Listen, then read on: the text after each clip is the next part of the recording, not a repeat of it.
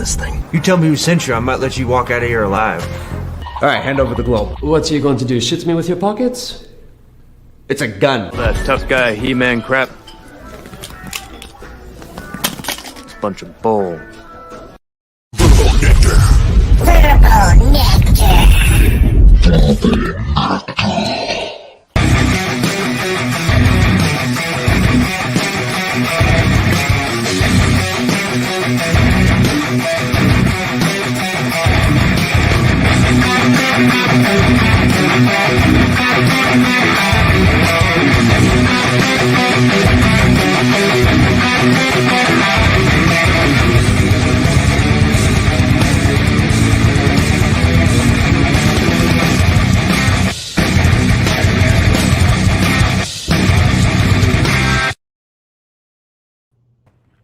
Oh yeah, oh yeah.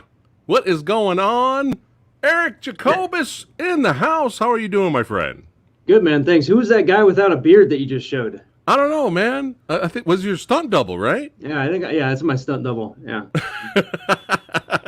Eric in the house, in the movie dojo, kicking it with the Phat Samurai Guy, hanging out today. Welcome to the show, my friend. It's an honor to have you here. And I've been a fan for a very long time. And I'm gonna, well, it's every time I show these old photos, it's like I'm not really embarrassing my guest. I'm mostly embarrassing myself because it just I have not aged well, unlike my guests that I show. But yeah, man, before we get into that, you're very charitable. Oh man. We got some Movie Dojo Army people showing up here. We got the Finkster saying, I'll be here, proud owner of Death Grip on DVD. That's right. Got some fans showing up there. Awesome. But yeah, man, before I show you the embarrassing photo of myself, let's go and get into it a little bit, my friend. How long have you been taking martial arts? Oh, boy. I mean, I think I kind of started martial arts in order to do movies, I guess.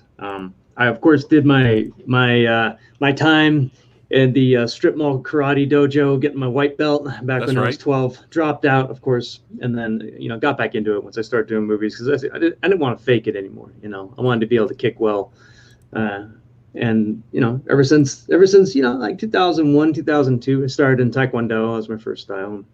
Did Hapkido after that, and then branched out into whatever the job needs at this point. And really now, the martial art that I am focused on the most is I call it mocap do, because I'm doing motion capture all the time, and that is very much kind of its own style of movement because you're trying to move for an animator, and it's a very different way of moving. It's actually taught me to move in ways that I've never thought that I should move. Oh wow! So it's its own thing. It's its own art, and I love the name Mocap Do. I think you should patent that. I'm gonna open up my dojo tomorrow. I think you should. Yeah. Mm-hmm. But that's awesome, man. Here we go. We got Lopez in the house that he recently got a copy of Contour there. Right on. Where'd you find it? I wonder. Wow, crazy. Jacob here was talking about the intro. That footage was insane. Oh yeah.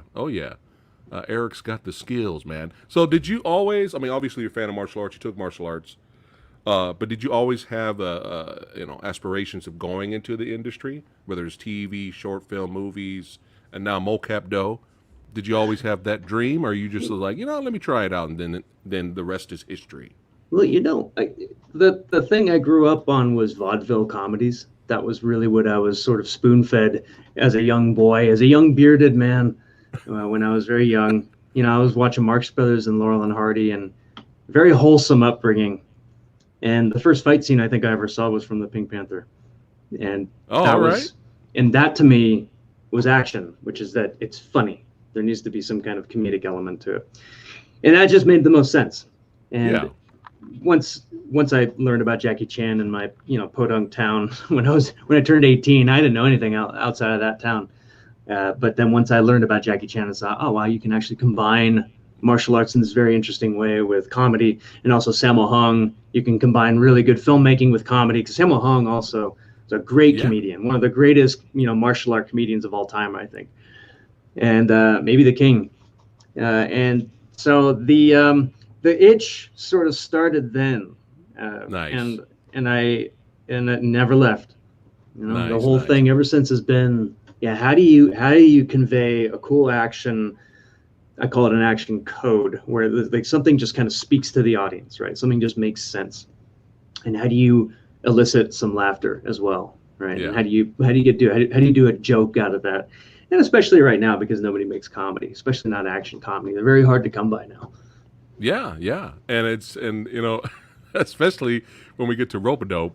Oh my God, man. I was just dying. I rewatched that last night, and it's still just as funny as it was back then, man. Just cracking up. But you have, you know, you have the martial arts skills. That's already there. It's amazing. But then you have that comedic timing, man, in your shorts and films. It's really funny. And, Thanks, and you man. brought up a really good point, you know, about action comedies are kind of a rare thing now. I mean, the most recent one you could say is The Paper Tigers. Have you seen The Paper Tigers? I haven't watched it yet. I'm sorry. I know Oh, I need it's to fine. see it. It's my duty as an indie filmmaker to see that movie. I haven't done it. I've been reading too much lately. I think It's a I lot need to of watch fun, something. man. Yeah, cool. Yeah, you'll definitely enjoy it. It's right up your alley. But it's funny. It's just speaking of Paper Tigers, and Rope-a-Dope 2 here, you had Ken Yeah, in your Yeah. short, and this dude's a badass, man. yeah, he's badass. I wish I could Yeah. have. I wish I could have utilized him more. You know, we kind of promised something at the end, where it's like, Ken's coming in the sequel. Right. I still want to live up to that, everybody. And you know, Rope-a-Dope 3. Yeah. If I can find a way to keep my beard in Rope-a-Dope 3, then we will do Rope-a-Dope 3. That That's idea it. has not that the idea has not percolated down yet, but it'll Right. it'll happen. But Hey, fingers Ken is crossed. awesome. And Yeah. Ken's a great. The thing about Ken too is he's such a great actor. Like, Yeah. that's something where it's hard, because I think a lot of stunt guys, and myself included, I mean, really, it's kind of difficult to be on camera and just stay still for a second and hold a look, Yeah. you know, like be sort of like, just take up the frame for a second and be vulnerable. It's really hard. Right. And right. when an actor, you know, when a stunt performer can kind of pull that out and just be there in the frame without having to go, without having to do all that stuff. Because keep in mind, Jackie Chan, a lot of the time, he's standing there just talking to people, and he's able to just stand there. And that's what acting a lot of the time is just be there. Don't be afraid of being there. Don't try to run off frame. Yeah. And that's something that Ken has, for sure. Dennis Yeah. is the same way. You know, some of the great, you know, martial art actors out there. Scott Adkins, he's a great actor. And Yeah. you have to have that. If you don't have the acting, it's just hard. And Yeah. so No, I totally get it. And, you know, I had director Bao Tran from The Paper Tigers. I had him here on the channel. We were talking about the movie, and I mentioned how good Ken was in Paper Tigers. Like, he's a badass in there. But it's right up your alley, man. You're going to enjoy that. But, yeah, it was awesome seeing Ken in your short, you know, your short film, Rope-a-Dope 2. It was great. And if anyone's wondering, Samurai Guy lost the Battle of the Beards today. I lost. I lost the fight. comes with it's bound to happen with me. It's going bound on to anything happen. at this point, yeah. Except for Rick. I think Rick Meyer is the only guy that I keep on running into whose actually, beard he, actually goes beyond the frame more than mine does. Yeah, yeah. Rick might have us all beat there. Yeah. Here we go. Oh shit! Hold on a second. We got Flicks Snacks and Nixon Snacks. What's going on, brother? How you doing? He says, "Great guest. Excited to hear you pick his brain." Don't worry, I'll get the social security number by the end of the video. Oh, here we go. Another badass martial artist and stuntman. And he knows a little thing about comedy himself. Alex Chung showed up to hang out with us today. Awesome, Alex. man. He says, whether he admits it or not, Eric inspired a generation of indie action filmmakers and stuntmen and stuntwomen. Also, what's up, Eric? So What's that's up, awesome. Alex? Alex. Yeah, Alex showed up. How cool is that? Awesome. All right, so let's get back to it here. I'm having fun going down memory lane here. So, yeah, this was a big deal, Contour. And I think I am frozen. Am I frozen on screen right now? You're frozen, yeah. But you got a good pose, so it's okay. That's okay. It's okay. All right. It's a good pose. I'm going to keep talking, and we're going to keep rocking and rolling Good while I stuff. try to Yeah. fix this. It's all good. Yeah. It's all good. I will keep As long as you can hear me, that's all Yeah, that I hear you. matters. You want to talk about Contour, huh? Well, yeah, this was my introduction to you, Yeah. and it was badass. It was funny. It was a lot of fun, and I definitely enjoyed it. And I was out there like everybody else hunting for the DVD to pick it up, and I actually ran into you, my friend, at some point. Are you ready? I'm going to show ready. a picture. I was like, I knew I had a picture somewhere.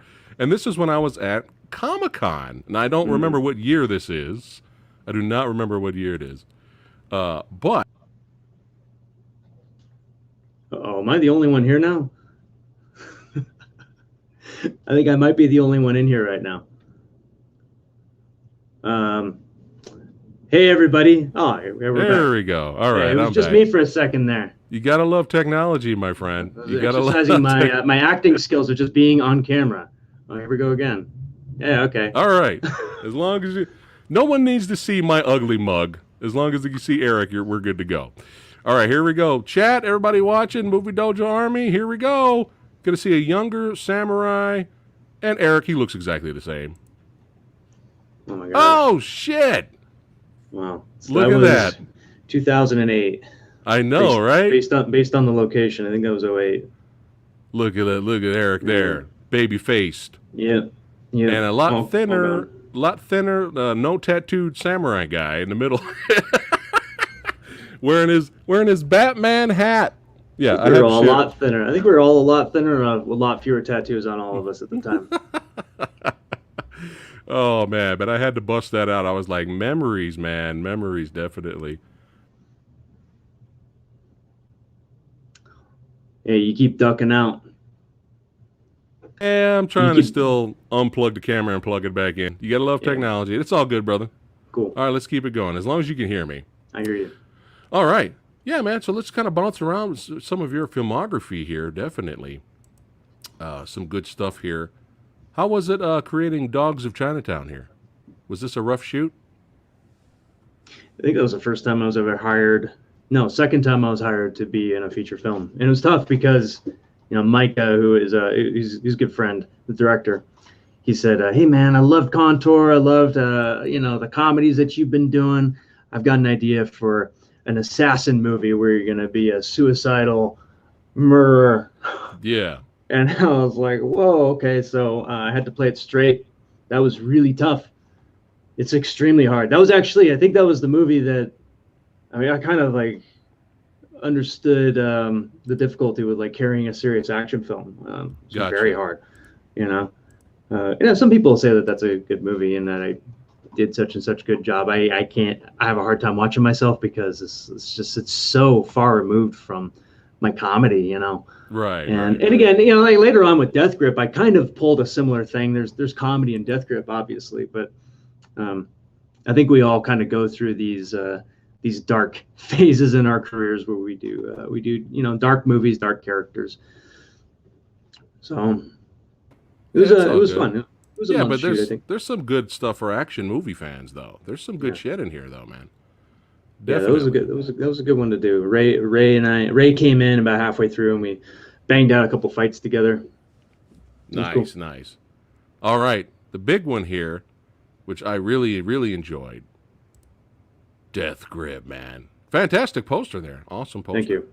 Thank you. How long did it take you to direct and kind of make this movie? It took me a long time to write it, as it always takes writing your own feature film script. But then when it came time, we did, I think, a month of pre-production, 2 months of shooting, which is a hard months. Hard. Oh, it was I think that's the hardest thing I've ever done in my life is that movie. Oh, wow. For sure. In terms of just raw labor and effort and number of hours of sleep for a night, and then 6 months of post-production with me. No, I think it was 3 months. 3 months of me at a computer doing post, doing all the behind the scenes and everything too. Right. And then right. there was about a month of sound and music, which that was one of my favorite parts actually, was working with the composer, Brett. I think it was Brett Perry is his name. And he was fantastic, and I really enjoyed that part of it as well. But yeah, overall, you're looking at about a year or so of that movie. Right, and right. and it really took this. I mean, it is what it is now, and it was hard because we were trying to achieve kind of a look, because Contour is so raw, and let's just use the lights that we have, and if I need a light, I'll just pull up a light like this, right? Like, I'll just pull up a light and aim it there, now shoot, right? It was that kind of mentality. But with Death Grip, we wanted to try to make a bigger impression by bringing in Johnny Young Bosch as the villain. He was the Red Ranger from Power Rangers, and so it takes a lot longer to just do a shot, right? And Holy shit, I'm back. There you are. All right. And it would take a lot longer just to get a shot, because the DP had a look that he was trying to achieve, and he would try and light, and I was trying to choreograph, and then when I tell him to flip angles, he'd have to relight, and so it's really hard, man. And we did it, but again, it was like a lot of work for everybody, really. I mean, everybody just slaved away at that movie for nothing. So the whole crew pulled that movie together, man. And it's a dark movie. There's a comedy scene, and the one, the toilet scene, right, which is the comedic relief in the movie. Yeah, that was probably the first scene that was probably the only scene that existed from the original script back when it was a pure comedy. And then it just, over the course of 2 years, that script got darker and darker, because your script is kind of a reflection of who you are at the time. And after that, you know what I mean? And everybody's got that moment. And then it became what it was. So. Well, I wouldn't say it was for nothing, because there's a lot of fans out there that this movie's inspired, and people in the industry, definitely Death Grip inspired, man. Kevin Lambert says Alex' stunt work and contribution to action and stunt work speaks for itself. But yeah, man. So it's been a while since I've watched Death Grip. Loved it. However, last night I rewatched the Extreme Kali knife fight, man, and I was just like, just shaking my head and trying not to increase my anger against the editor that butchered Snake Eyes.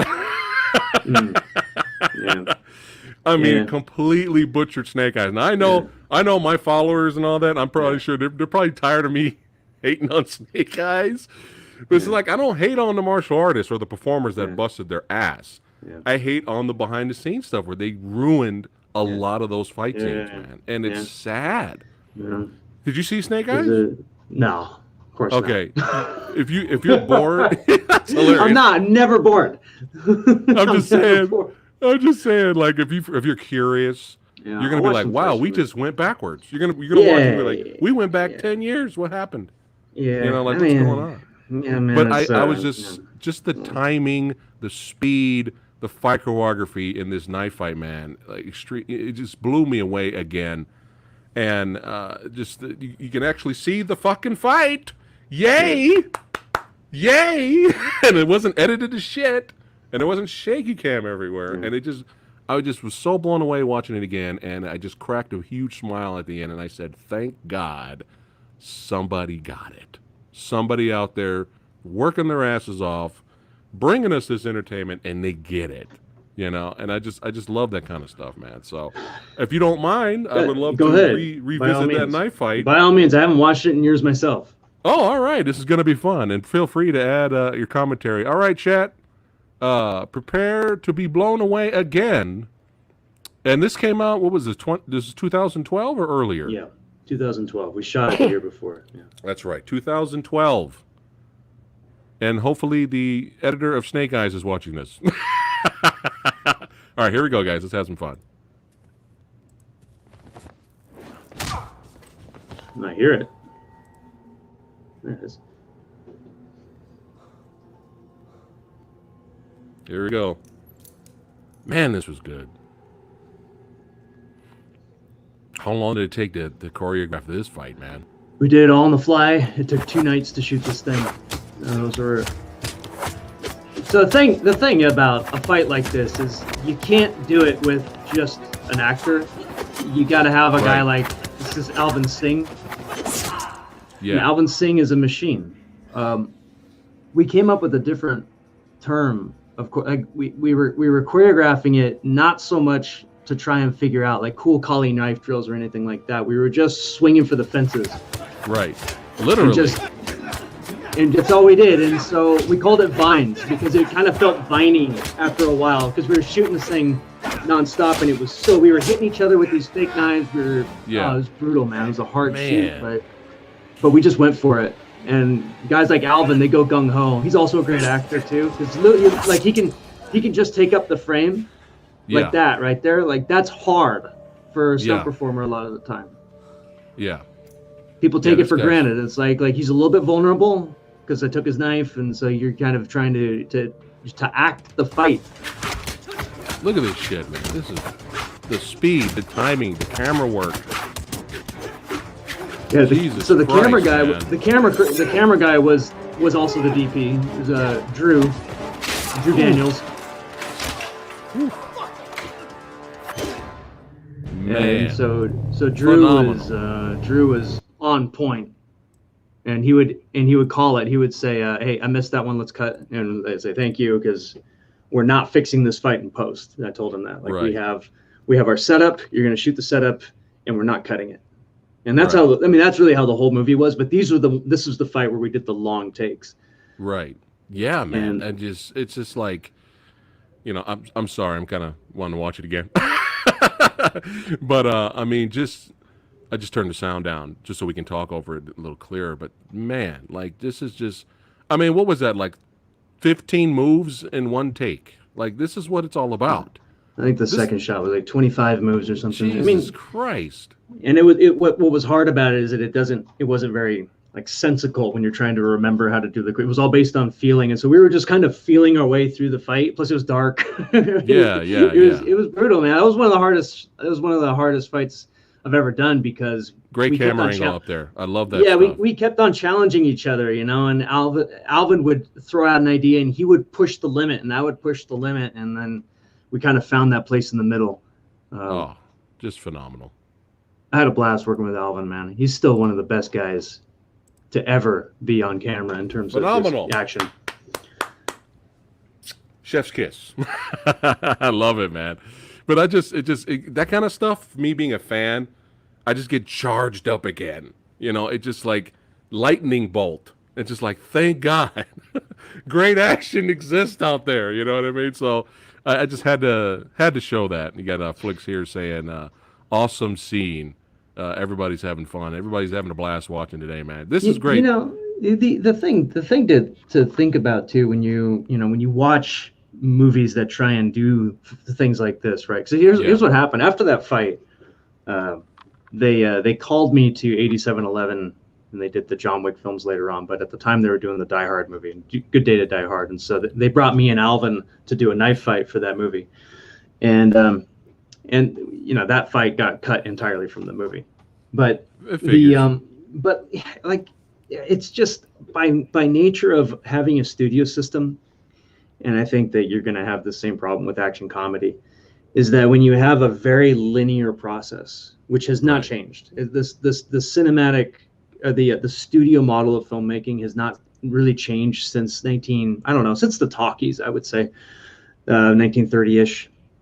And because what they did was they kind of figured out the assembly line.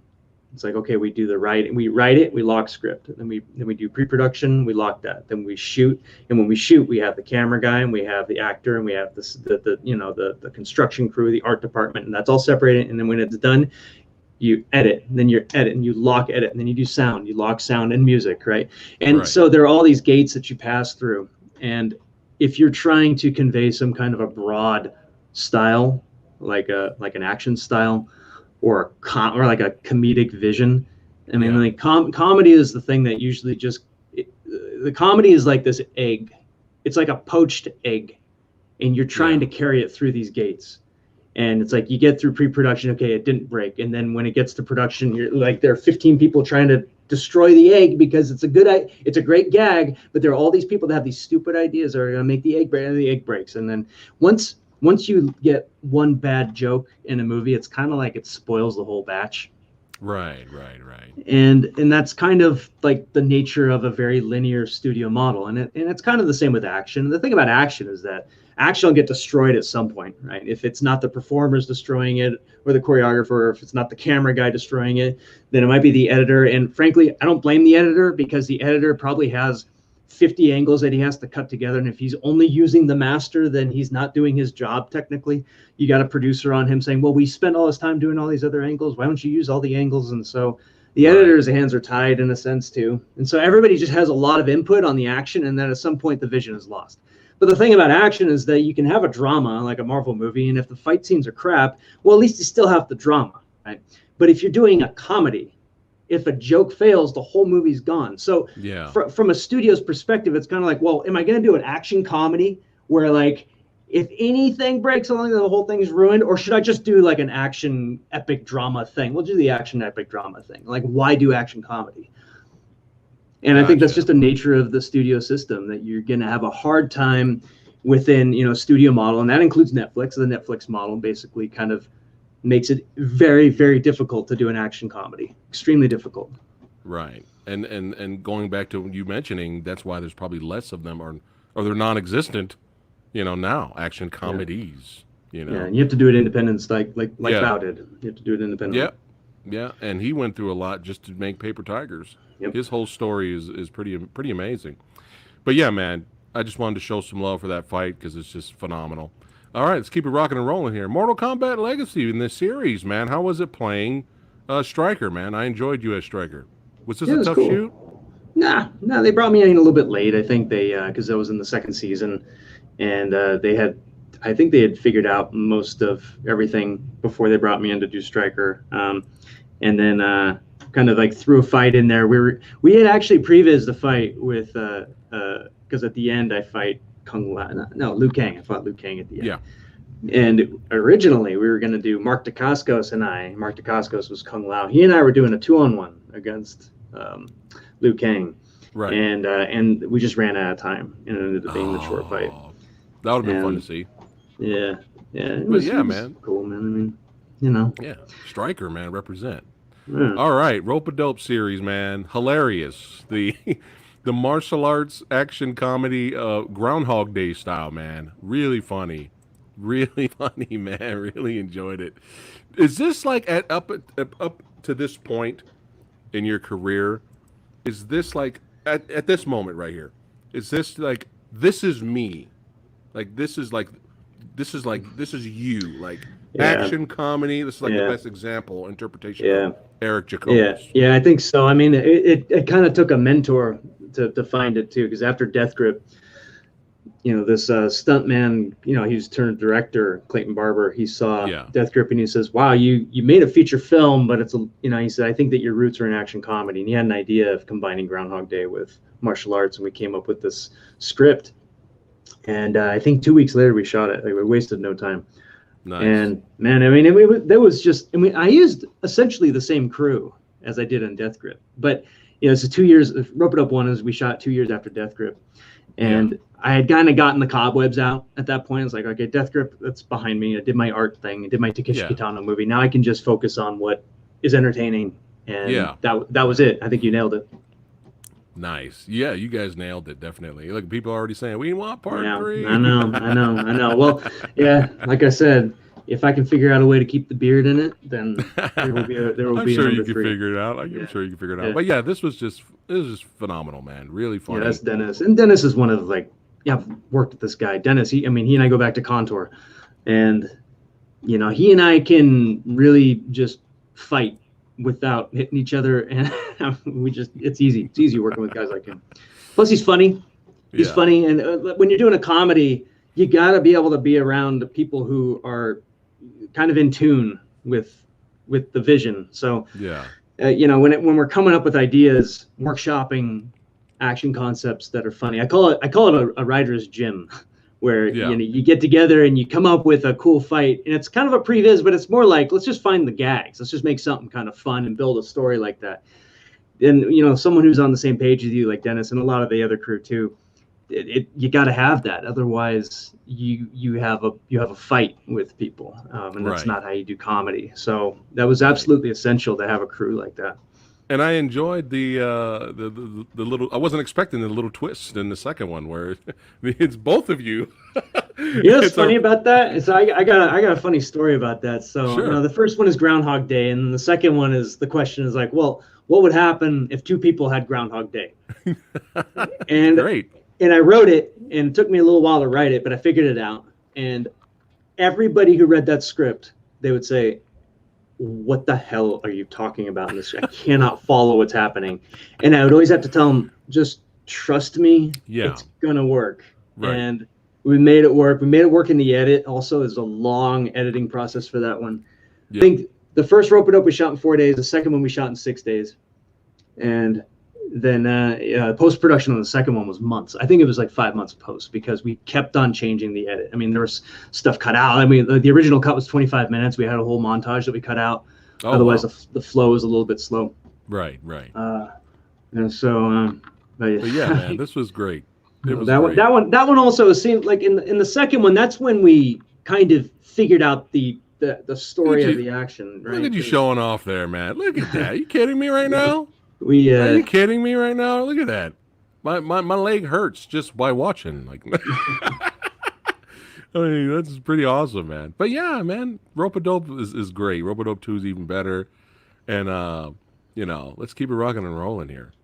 So I've seen the first the ABCs of Death horror anthology, and I haven't got a chance to watch the second one. This is more in the same realm of horror anthology, but comedy too. There's some comedy elements in here. Let's talk about your section where you play the assassin here. What was this one about? It's kind of fun because the filmmaker had this idea of doing like an assassin, planning out this really elaborate hit and showing how cool it is when he does this hit, and then when he actually goes and does it, like things don't quite go as well as Okay. right? Because we show the hypothetical and then we show him actually do it. Nice. And it ended up kind of being like an army of it kind of ended up being like an army of darkness kind of comedy to it, where it's like a horror comedy, body horror comedy, where the guy's like trying to climb through a duct and he's getting raked by nails and he's getting dirt's blown in his face, he loses his gun and all this. I think he loses his gun. I haven't seen it in a while, but yeah. So it was fun. Oh, that sounds hilarious. I think we shot that one in 4 days. That sounds funny. That sounds right up my alley here. I got another fan here. Jaguar, Rope-A-Dope is awesome. Love your work, Eric. Thank you. That's right. Thank you. All right, I got to check out that assassin section. Speaking of comedy, man, Jesus.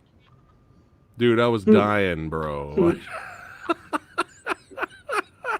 Did you write all of this, or you helped you? No, Jose wrote that and directed it. It was all him. That was really funny, man. Really. Jose is like he's like a very good comedic director. I recommend checking out some of his work. Nice. The actor that's on the right hand side here with the glasses on the right, Troy. Yeah, that would have been my role. Just sit between you guys and just yeah. But really funny, cool. man. Like I was dying. I was busting up, especially with all the. We got to be more sensitive, man. That's what the chicks like. You dig? Yeah. Cut to you guys murdering people. Yeah, of course. So funny. Yeah. Now all we need now is for your characters to meet up with Black Dynamite. Yeah, and right. be the greatest action comedy of all time. Yeah, right. Yeah. But yeah, man, that was really funny. This project here, you got to work with Carter Wong from Big Trouble in Little China and John Chen here. How was it working on this project? Was this a tough shoot? Boy, what do I say about this? Oh no. Boy, what do I say? Okay. Like I mean, in the interest of just being brutally honest, like, working in Hong Kong was terrible. I gotta say, it was really hard. It was extremely hard. Like, it's just a work environment that I knew nothing about. And Gotcha. The director that brought me over there, a sweet guy, and I love him. Like he's a dear friend of mine, and I've known him for a long time, and I've worked with him for a long time, and he's a very good man. But then when you go to Hong Kong, you're in a different world when it comes to entertainment because, Gotcha. like it or not, you are going to encounter triads or of some kind. You're Oh. going to encounter this like very kind of second world style of business, where if Yeah. you're not savvy to it, you get caught blindsided. Right. And Right. fortunately, nothing ever happened. Yeah. But there were times where like things would just happen on set. People would show up who were wanting to get paid. People who like we didn't hire, but they wanted payment because they came with somebody and they've been there for a week and now they want a week's pay. And Yeah. it was just it was tough, man. Yikes. It made me appreciate. I love Hong Kong for like Yeah. all the other reasons. All the other reasons I love Hong Kong, but like that Yeah. part of it made me very thankful that I don't have to make movies there. Gotcha. It was extremely hard, man. It was really hard. No, that's fair. That's a fair assessment. Yeah. Maybe there was a few positive things there. Shout out to my boy Cryptic Soul. Shout out to Cryptic Soul. He sent me that photo. I told him I was interviewing you today. He was like, "Oh man, Eric's awesome." So yeah, shout out to Cryptic Soul. It was cool. You know, like the thing is, man, like I love Hong Kong people. I do, and I learned the language a little bit, you know, and I can argue with a cabbie in Cantonese, and I love the food, and it's really just that element of the business. Gotcha. And I think a lot of people don't like it, right? I think that's just this like part of the business that a lot of people just don't like, and they have to deal with it. Yeah. And that's why a lot of them come to America. A lot of them move to Canada, right? A lot of them just don't want to deal with it, man. Yeah. So No. That makes perfect sense. That's reality. That makes sense. not that working in Oakland is a whole lot better, because here's a story about Rope-a-Dope 2, is that when we were finishing that movie up, we were trying to shoot the montage, and we had a different actress in the montage. Because you know, like I've got the trainer, right, the guy that gives the weapons to me. Well, originally that was a wushu artist named Patty. I think it was Patty. Oh my gosh, I'm getting the name wrong. Well, it doesn't matter. She's not in it anymore. Because on the day that we went and shot this, we were shooting outside of the house. It's the same place as Rope-a-Dope 1, outside Boots Riley's house. And we're shooting. We're on, I think, I don't know, it's third shot of the day or something, third setup. And some guys come up and they stick a gun at me and they take the camera. Goodbye. Wow. Took 5 seconds. Took 5 seconds for them to do this. Bye-bye, Red Epic. Man. Wow. Well, I'm glad you were okay, my friend. Yeah, it changed my life. Wow. I'm glad you're okay. Yeah. But you know, you just mentioning some of the dark aspects of being a filmmaker. Yeah. Let's talk about some of the bright ones, man. Yes. I rewatched this again. This is phenomenal. Oh, I cool, absolutely thank you. love you playing this character, man. That Straight up was Zatoichi, Blind Fury. I mean, this is just like, I want a series. I don't care if it's a web series. I would love a movie series. I would buy every single copy, man. Yeah. But Blindsided, the game, was fucking phenomenal, man. It was a fun one to do because it was Clayton. Clayton and I came up with it, and he directed it. And Clayton really wanted to do a blind movie. We were talking about it for a while. We were throwing ideas around, trying to figure out how to do like a blind samurai movie. And at one point, the idea came up of like, well, what if he makes pies? Like apple pie kind of became the foundation of it. It was very kind of an American Zatoichi, right? Yeah. And so I started researching being blind, and met with a guy who is a blind skier. He's a blind cyclist.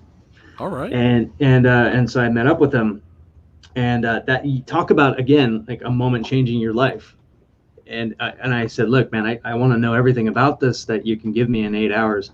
And then, you know, an hour into it, you know, you realize that guys who are very disciplined, who are blind, which is all of them. Right. All blind people will put your discipline to shame. There's something because they have a process for everything, and he had rules. He had like 60 rules, and you tell me rule number 37 is when you go outside, you be prepared to fail. Rule number 58 is like don't forget the milk.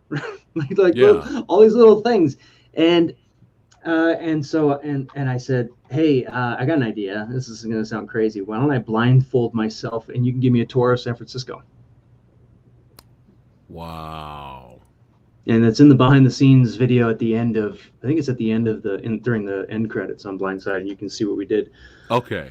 And Nice. he walked Phenomenal. in, so I walked around San Francisco blindfolded with him Wow. and saw the world through his eyes, man. And it's That's different. amazing, man. So that really helped, and that also, it helped me kind of figure out how to move, so that I'm not imagining it visually. I'm trying to imagine it. Right. Well, this is just functional. This is how I hear things. This is how I feel things. This is the functionality of moving in a certain way. Yeah. And so I had those glasses, and I also made sure that the glasses I had were sprayed so that I couldn't see through them. Okay. Whenever I Wow. whenever I was just acting, we had the Yeah. sprayed glasses so that I couldn't see, because I didn't want to look at what I was doing. Yeah. I wanted to Wow. just, because what you'll see, like, everybody can go and look at this show. I can't remember what it's called. Is it called Blind? It's or Sight or something. It's an Apple TV show starring Jason Momoa. Everybody's blind in this show. See. So Yeah. what you'll notice, and I'm being hypercritical here, right? Okay. So a blind person, the way that they get a cup, right? I'm holding a mug here. Let's pretend this mug is sitting on a table. If you're blind, you do this. That's how you grab a cup. Right. You sort of like find it with your fingers, and then you grab it. Right. And there's a method to approaching objects, to approaching people. There's just a method that you have to do it with, and that requires some training. But watch the trailer, and what you'll see Oh is no. they're looking at it, but they're blind, right? So they're looking Yeah. at it, and they go like this. And like they anticipate it Oh. before no. they actually get there, right? So Yeah. it kind of gives away the gag. And so, not to be an Gotcha. elitist or anything, but it's like, guys, if you're gonna play a blind guy, like, go train. Go get Yeah, your white well, belt in being blind. It's like it's a blind universe, right? Was it in the whole world blind in that show or something like I think that? so, yeah. I think Oh, so. boy. Which is like, you're setting. Well, it's a terrible idea. You have to give everyone blind contacts, right? Which, like, I know. insurance isn't going to cover you if you do that. Gotcha. Oh man, yikes! No, I haven't seen. No, I don't want to see now. But, Alex worked on it. Look at that. Alex worked on it. He went through movement training before the show. They tried to damn improve it. the accuracy. Well, now I have to watch it because Alex is in Yeah. it. I'm sure you're Alex. I'm sure you were awesome in it, my friend. Yeah, cool, Alex. but Let's no, go that's a fight good- you in, man. I want to see this. That's a good point though. I mean, I'm sure some people on the set got it and some Sure, of course. probably didn't. But they put that one in the trailer, Wow. so that's a problem. Okay, Like- so like they're if your quality control is fired putting whoever that- made that You're decision. doing that in the trailer? Okay. Anyway, enough of my Copy that.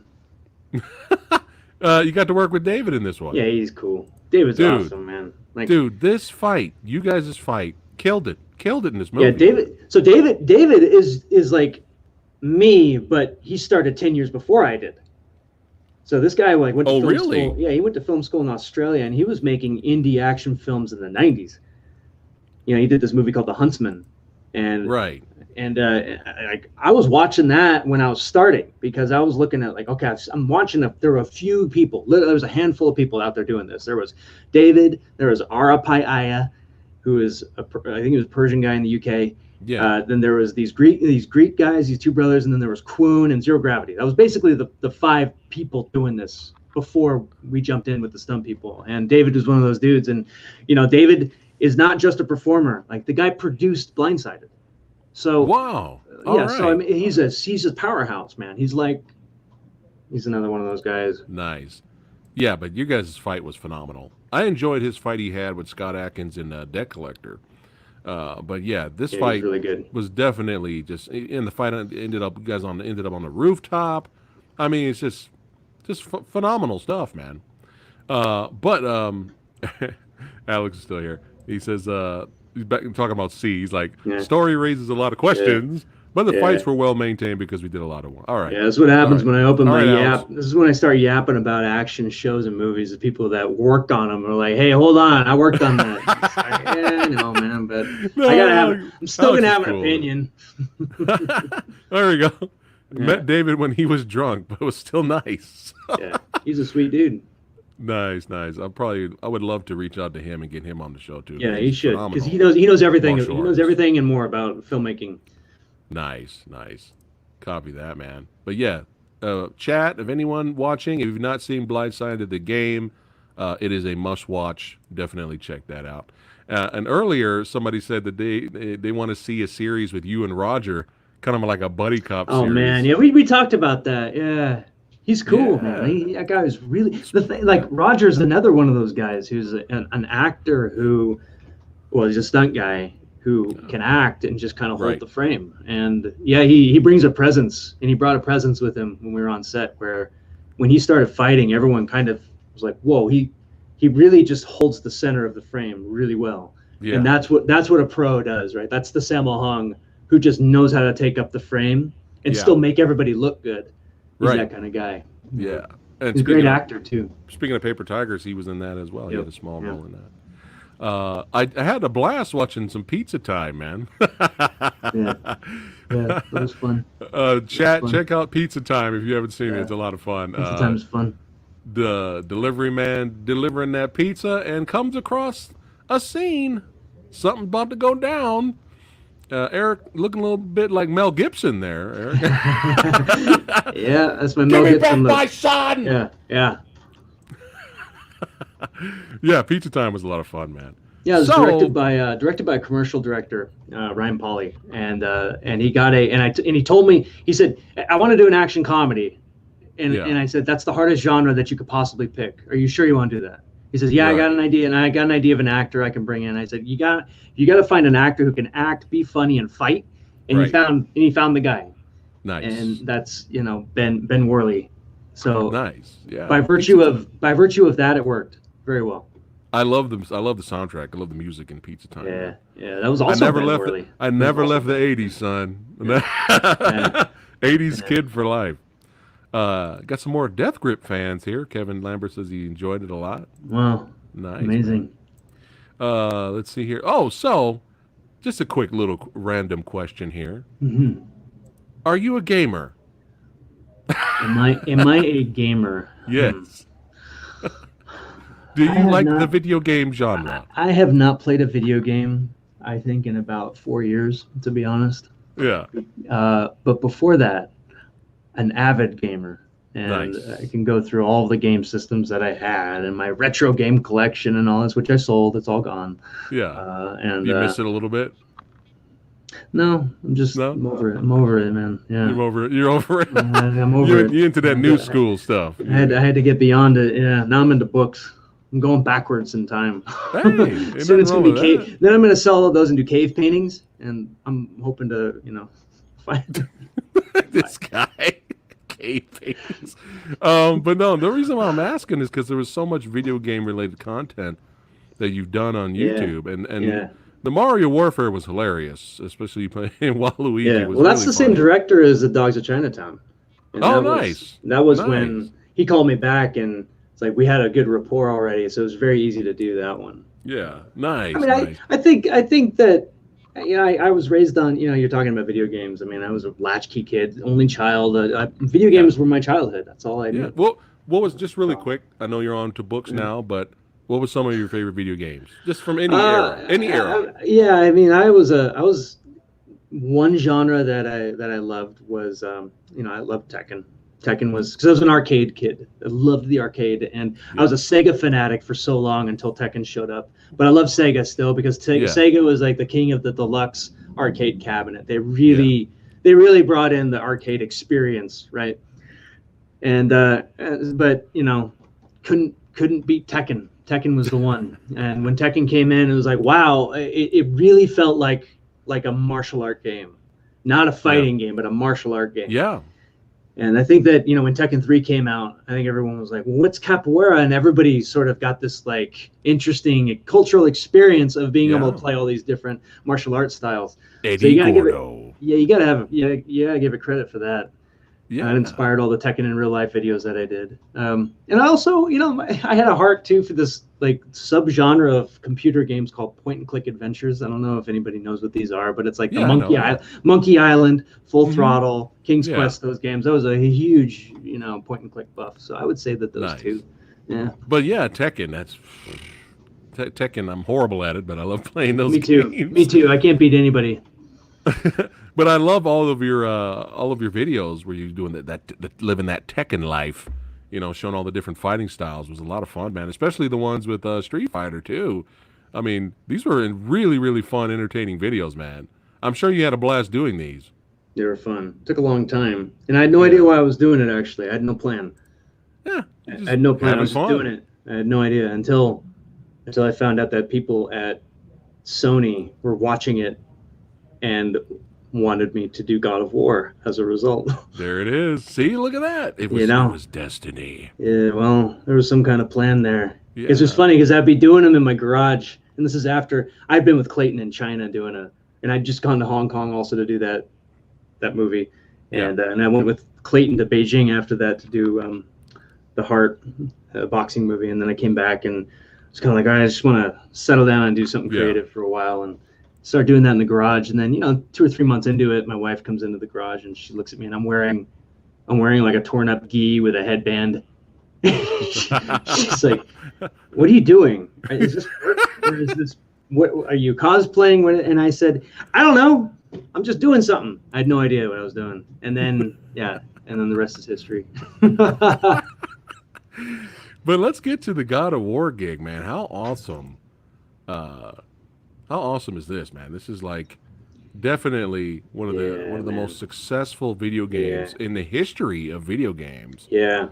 And it's really awesome that you got to be a part of it. Hold on one second. I saw a comment here.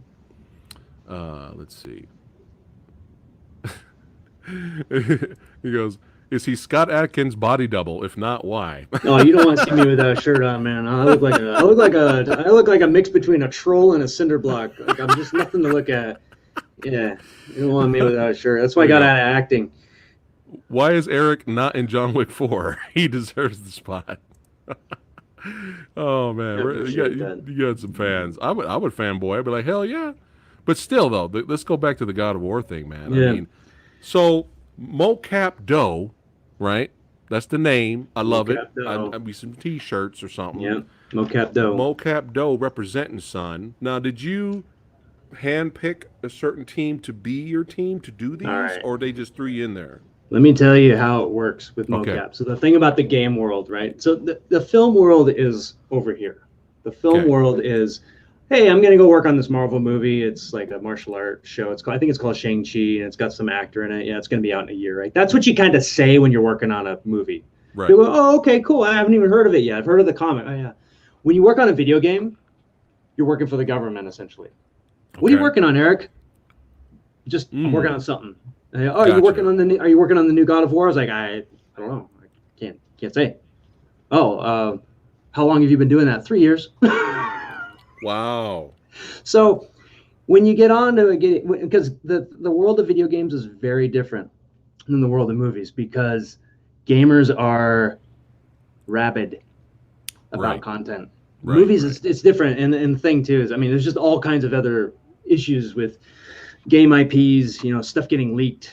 It's a totally different world. So when they brought me in, it was total secrecy for God of War 2018, and this is back in, I think, 2017 or 2016 when they brought me in, and they had me audition, and I was moving around, and they said, "Wow, the thing about the Tekken in real life videos is that we realized that you knew how to move like a video game character." And I thought that was the strangest thing I'd ever heard, because I didn't know game characters moved a certain way. Yeah. And what they meant by that is precision. Gotcha. Because in a game, think about playing a game. If you throw a punch in a game, you expect your character to go this far in this amount of time. Right. And you're going to do it 10,000 times, 100,000 times. And it needs to be the same, and it needs to feel and look really cool every time. Right. Now, that's motion captured a lot of the time now. And in God of War, when you swing that axe, it needs to look cool and feel good. Right. And you're going to do it 10,000 times, 100,000 times, and you're going to see it over and over and over and over. Now, unlike a movie, which you're going to watch twice, so nobody cares if you mess up. But if you're doing the basic attack or the heavy attack or the combo in a game, you do it exactly the way that you need to do it, which is going to have to fit within the compartment of the game engine. Right. So you have to have a certain foot forward. You have to have a certain arc There are 5 pieces of a move, which is, you have the beginning pose. There's the antic, which is the lead up into the motion, which might be really long for a big move, or it might be really quick for a short move. You have the hitbox, which is where the actual hit happens. That's the angle of attack, the silhouette that you're striking so that it looks cool too. They might do a hit pause on it like they do in God of War. Yeah. After the hit comes the recovery, which is coming out of the movement, right? And you can't just stumble because then that's going to feel awkward. You have to still make it look cool. There might be a longer recovery so that there's a heavier cost of using that move. There might be a quick recovery, so it's a lower cost, but maybe the move isn't as powerful. And then there's return to idle. All of that within about a second. You have to do all that within about a second. And if you don't do it right, you do it again. You do it again and again and again until you get exactly what they wanted. And then they're going to tool you to get more out of you because they're finding things that they can add to the character. Because what you're doing then, you're giving them an animation that they don't really have to mess with because they have to tweak it to some extent. They're going to change the speed. They're going to change stuff around. They're going to change the footwork. But the more that you can give them, the more movement that you can give into the move, the better the silhouette and the more human you can kind of put into the movement, the less work they have to do. So, and what they would do with me is they found out that I could just burn through takes constantly. I could just do it all day because I came from the indie film world. That's all we do. We do this for 12 hours. It's easy. You're talking about only 8 hours with breaks. Oh my gosh, it's easy. So like we're conditioned for it. Right. And so and then, we would do like 15, 20, 30 takes of one movement. And like your martial art experience just goes away because it has nothing to do with martial arts at a certain point because it just needs to kind of fit in the game. It needs to fit the combat system. Got you. Wow, that's fascinating, man. So again, did you kind of choose some people to be with you, or they just? No, they brought me in on that one, and they threw me in because it was late in the game. Actually, I think they had already done a bunch of capture for Kratos, and then I think that they either redid a bunch of it or I'm not sure what, but they ended up doing like a behind the scenes special on my work in it, which sort of like insinuated that, like, okay, I'm the guy. Because you don't know. Like the thing is, you go onto a mocap shoot and they say, yeah, you're doing Hulk today, and you have no idea if somebody's already shot Hulk. And if you're like adding movement to that, you just don't know a lot of the time. So it's hard to take a lot. I mean, there's Demon Souls you did, and man, you did a lot of video game mocap. But it was just really awesome stuff, man. But I did watch some of the behind the scenes, and man, you guys were really busting your asses to make this magic happen for this video game. This critically acclaimed, hugely successful video game here, man. Yeah, this is really awesome. It's a different kind of. What would you say? Like it's a different kind of grind when you're doing motion capture for games. And again, you have two different kinds of motion capture. You have the kind where you're kind of doing the cinematic motion capture, where you're going to do 5 takes and it's a long scene and it's more like filmmaking, right? But then you have the game capture, like what I just talked about, which is more like Japanese Iaido sword martial arts, where you're trying to perfect the thing within 1 second. It's so fundamentally different, and yet both of them are called mocap. So I separate them now. I say the theatrical mocap is PCAP, which is actually an industry standard name. But then the game capture, I call it GCAP to differentiate the two, so that when people are getting into mocap, I say, are you doing PCAP or GCAP? Because they are so different. They are so fundamentally different. So Demon Souls, for example, most of that motion capture was GCAP, and it was me doing sprints for an entire day, runs and sprints, turns, angles, all this, 20 different weapon sets. Not the same thing as doing like a cinematic action scene. Fundamentally different.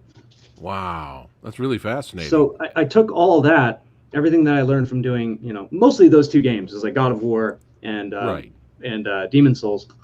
And after working with the God of War team and the Demon Souls team, I came up with a term called Mocap Dojo, because when you go into a mocap stage, every new game that you do is like a new martial art, because you have to move in a way that's kind of like conducive to the game. So you gotta throw away a lot of the old ways that you used to move and try and find a new way to move. And the animator should help you find that. They're gonna marionette you a little bit. Right. And the good ones will know what to say. The ones that are difficult are gonna they're gonna get into your head, and you're suddenly gonna not know what they want, and now you don't know how to throw a punch anymore. Right. And so I took all that and started a company out of it here in Las Vegas. And we call ourselves Super Alloy. Yeah. We've got a 4,000 square foot warehouse now with a motion capture stage. And we now provide motion capture to major video games and movies. That's so awesome, man. How cool is that? That is so cool. It's the dream job. Yeah, man. I'm so happy for you. I can only say that it's a miracle that I'm here.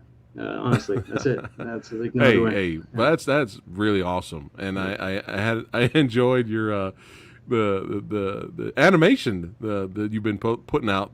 Cabin Fever and the Kung Fu versus Zombies was the Kung Fu versus Zombies. That one was right up my alley, man. Like I was like, dude, how long did it take to do that one? Well, I mean, when it comes to shooting motion capture, Kung Fu versus Zombies is an 8-minute long fight scene in an alley with 50 people fighting, right? Right. Now, if you were to do that as a movie, that's a week-long shoot, probably, to make it good. Right. And it's going to cost you $150,000, $2 million. It's going to be expensive to do that. Yeah. In motion capture, we shot it in 2 days with 2 people. That's what motion capture does. That's what motion capture can do. Is me and Dennis, and then two techs, right? No like way. one guy running mocap, one guy running camera, just to record reference. 2 of us, 2 days. There's so many characters fighting each other. That's amazing. That's what you can do with mocap, and so I did that. I did that to show like this is where indie filmmaking can go. Yeah, and I've been trying to sound the alarm on this for a long time, and it's hard. It's hard to sell people on it. So right. we're pushing forward, trying to do indie stuff using motion capture because it's right there. Because you can get a suit. Yeah. It's like the cost of a camera to buy a mocap suit now. Yeah. And you do that, you learn Unreal, and you can make your movie. And you can buy a space station for $50.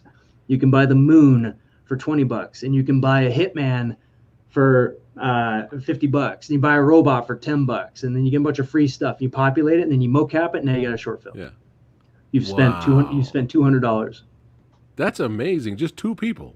Mocap and you did all those characters. But yeah, I enjoyed that short, man. And the Big Trouble in Little China. Come on now, you got Big Trouble in Little China references all over the place. That's my shit right there. Yeah. How cool is that? I would love to show that to chat right now, but I don't know how much time we have. But but still, chat, if you haven't seen it, make sure you check out Kung Fu versus Zombies: The Return of the Wing Kong. Yeah, it's a lot of fun. And now it's even more amazing that in terms of watching, for everyone watching us right now, in terms of watching it, just 2 people did that whole thing. Yeah. In terms of the mocap suit, that's crazy, man. So now what you're saying is with this technology, and you guys have the skills to perform, sky's the limit, right? Yeah. Now sky's the limit. Now you can do anything. Yeah. So let's talk about some future projects, my friend. Mm-hmm. What do you got coming up next? Well, I wrote a movie about a street violinist who does his best work when he's in danger. It's called Cats and Jammer. Sold. And and so he's a badass street performer who is he knows how to fight, let's just say, but he's a violinist, and so he takes his skills to this big studio, does an American Idol style audition, fights his way to the top, and then finds out that the whole thing is a death cult. And that's what we're doing. We're gonna do this feature film, and because it's just really a matter of like I've already done an 8-minute short film, which cost me $200. Right. So we can do a 90-minute feature film. It costs X dollars. Don't know, right? Because there's a bunch of bells and whistles that we didn't do in Kung Fu versus Zombies, which is like facial animations, right? Because we gotta have people talk, and we gotta have hands moving too. Like you gotta do that, and that's animation work. Right. Or we can put on motion capture gloves and capture all that. We're going to need voice actors. We got to build a whole world out of this thing. We have to design our characters from scratch. I'm not just going to, because all the assets from Kung Fu versus Zombies are just bought off of the store for nothing. Right. And again, you can do this right now to test out your skills. And you can download Unity or Unreal and just try it out. It's amazing. And it works like Premiere. Once you figure it out, you're going to be addicted, and you're not going to want to go back to live action. I still have a place in my heart for it, but if you want to tell a very high level story, like symbolic, make a world, that's how you do it. That's how you can Gotcha. actually shoot the script that's like been floating around in your mind, your sci-fi film that you'll never make. Right. But now you right. can go and buy a cyberpunk city for $200 and make your movie. Look at that. Man, technology, I'm telling you. Take advantage of it, right? And then and just create worlds, create stories, create characters. And this sounds hilarious and a lot of fun. This new project, man. I know you shared this image with me. Here, let's go ahead and bring up this image here. Yo, there's a little inspiration image there of the violinist. That's right. Katzen Jammer, right? Katzen Jammer. Nice, love it. Rolls off the tongue. And I'm telling you, come on now, action comedy, martial artists with musical aspects in there, thrown in there with the evil death cult. Yo, we gonna have to make this happen. That's right. So everybody watching, you got an exclusive today, a little bit of what's to come. Spread the word. That's right. Spread the word out there. Get it out there so that we as fans will be in anticipation for the release of this badassity here. Loving it. So we're getting a little bit of a, is there a little bit of a Kung Fu Hustle vibe in here as well? Yeah. Okay, it's the American Kung Fu Hustle right there. Do you need any more reason to want to see this? With some Marx Brothers overtones and okay. Yeah, I mean, that's it. You nailed it. Yeah, sold. Yeah. There you go, guys. Kung Fu Hustle inspired. Let's go. Alex here. Alex Chun says, looking forward to the next feature, man. So he's looking forward to this. Awesome, man. That is awesome. Is there anything else? Any other tidbits? Anything kind of spoil, but not for this new project coming out? For this one? I mean, right now it's, what we're doing is we're trying to make a new way. We're trying to make a new kind of musical action film. So Kung Fu Hustle sort of laid a little bit of the foundation here. Yeah. With this, but the idea is that you think about this as a puzzle in your head. If you have a guy with a violin and he's fighting people and playing the violin, how do you choreograph that and how do you compose that? Right. That is a huge logistical problem. Yeah. I'm trying to think right now. Because if I'm the choreographer and I'm saying, well, he just does this and this and you pat, pat, pat, and then he goes da, da, da, da, da, the composer's going to look at that and go, I don't want to do that. Like I can't make music from that. So so what I have to do is say, okay, composer, who's Anton Patzner, he did the soundtrack for Undercut. Oh, nice. Okay. I said, Anton, help me figure out this fight. Yikes. Right? Help me figure out how a guy would play in a fight. And if he does this, that means your music has to go like that. And when he goes back, how do we do that? So we worked together and we came up with this proof of concept. And he's already scored. So we're doing the proof of concept right now. Okay. And it'll be about, like 5 minutes long and it'll be fully animated. And that'll be how we blast this thing out to try and get the full thing done. Nice. It's going to be awesome right here. Look, Dan says it sounds awesome. He's in. He's loving it. Dude, that's a good point. With the whole, you want it to be kind of authentic. Yeah. Not just some guy going blah, blah, blah, blah, and just hitting death cult members. Exactly. Yeah. It's gotta be a song too. Yeah. Nice. Do you, how many songs are you planning on having, or you're not really sure? As of right now, because you're still in the creation process. I mean, we're still sort of like batting this thing around. I mean, I'm looking at. I mean, it's like an American Idol parody. So you have all these different characters going in with their own instruments, right? Like an urban tap dancer who's got knives in his shoes. Yeah. And or like these the twin flutes, as I call them, these two assassins who have blow darts, but they're also flutes, right? Oh my God, dude, this is great. you can do the world with this. But again, it's just a process thing. Like how do we bridge the music and the action together? Right. And that's going to be like the main focus on this one. Right. Oh man, this is great. I'm really excited for it, and Alex is like even more excited that Anton is composing. Yeah, Look he's at that. awesome. He's awesome. How cool is this, man? Musical martial arts action fest fighting death cult members, right? Weapons, instruments. How violent are we going? Are we going super violent or no? No, it'll be pretty like PG-13. You know, people die. People will die. That's in it. fine. It's gonna be funny. It's gonna be funny when they die. Yeah, funny deaths. It's a comedy. Yeah, funny deaths, right? Like nothing get it. mean, nothing brutal. I'm not Yeah. trying to do that. I want Yeah, to have yeah. fun. Yeah. Like Kung Fu Samurai Hustle, Guy. kind of Kung Fu Hustle style. Really, it's almost the same tone. Nice. People die in that too, and Yeah. it's Oh like, yeah. And I love that movie. I'm starting to feel that movie's getting underrated for some reason. yeah, it's getting forgotten. Yeah, like I'm gonna have to do a video on that in the future. Maybe with Eric, we'll review the movie or talk about it. Kung Fu Hustle Memories, maybe in the future. That'll be a lot of fun. But yeah, this sounds amazing. Katzenjammer rolls off the tongue. That's right. Badass. I'm sold. Everybody in chat is sold. I'm sure everybody watching is sold as well. Get the word out. That's right. Tell your friends. That's right. Tell your family. Spread the word. This is coming out.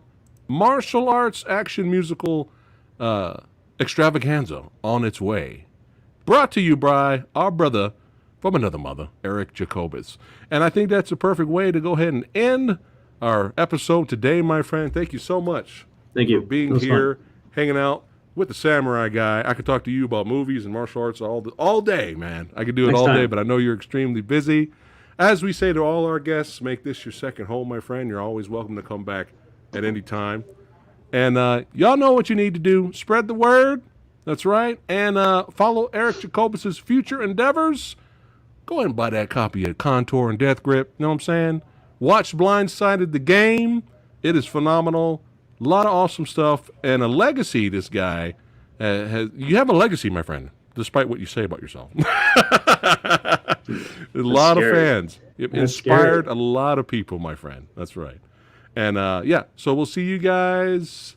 Well, Samurai Guy, I might see you later tonight for a live Q&A, maybe. If you guys want to hang out with the Samurai Guy and talk movies a little bit later tonight. Tomorrow, don't forget Versus. That's right. Silver Bullet versus Bad Moon tomorrow at 6 p.m. Pacific time. Werewolf movie, baby. Face Off. Vincent Lin and Rick Myers will be hanging out with the Samurai Guy on Friday. That's right, around 4 p.m. Pacific time. We're going to talk about the newest James Bond film. We're going to discuss that. And then Jan Lucanis, that's right, Justice for Hire. He's going to be hanging out with the Samurai Guy Friday night. So, busy week, fun times. Keep watching movies. That's right. Shout out to Mocap Doe, son, represent. And we'll see you guys next time. Take care, guys. Don't go anywhere, Eric.